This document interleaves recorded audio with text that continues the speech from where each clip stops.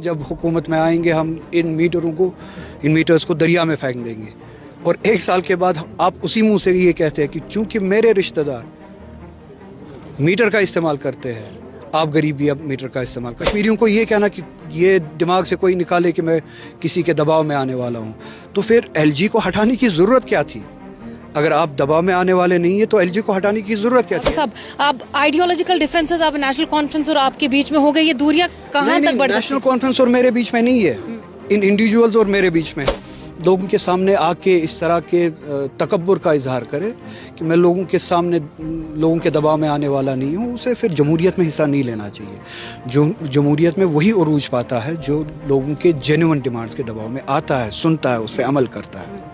अच्छा, जो भी पार्टी में अभी है वो सब ऐसे है तो उन्हें ये फैसला करना चाहिए कि क्या वो लोगों को आइडियोलॉजी के नाम पे गुमराह करते हैं या अपने आइडियोलॉजी के साथ सादिक है।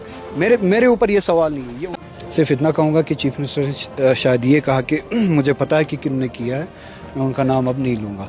ये सारी बातें क्लियर होंगी, उनको बताना चाहिए कि किसने किया है, कि ये कोई ज़ाती लड़ाई नहीं है, किसी के साथ ज़ाती काम नहीं है, ये पब्लिक प्रॉपर्टी है इंफॉर्मेशन, क्योंकि ये लोगों का एतमाद मिला है इन लेजिस्लेटर्स को और उसी एतमाद के ज़रिए MLAs बने हैं। उस एतमाद का इन्होंने अंदर क्या किया, वोट किसको दिया, अगर चीफ मिनिस्टर को ये पता चला है उन्हें बताना चाहिए ताकि लोगों को भी पता चले कि किसके MLA ने कौन सा काम किया है। तो ये सारे स्पेकुलेशंस जो है ये बैठ जाएंगी और ये पता चलेगा कि किसने कौन सा काम किया है। तो जितना जल्दी वो ये नाम बताए उतना ज़्यादा बेहतर होगा उनके लिए भी और हम सब। आगा साहब, महबूब मुफ्ती ने सपोर्ट एक्सटेंड करने से पहले ही ये बात कही प्रेस कॉन्फ्रेंस के जरिए, ये पार्टी भरोसे लायक पार्टी तो है नहीं, ये वोट देने लायक भी पार्टी नहीं है। इस पर आप क्या कुछ कहेंगे? क्यों भरोसा, एतमाद आज भी नेशनल कॉन्फ्रेंस जीत नहीं पा रही? वो आप महबूब मुफ्ती जी से पूछिए।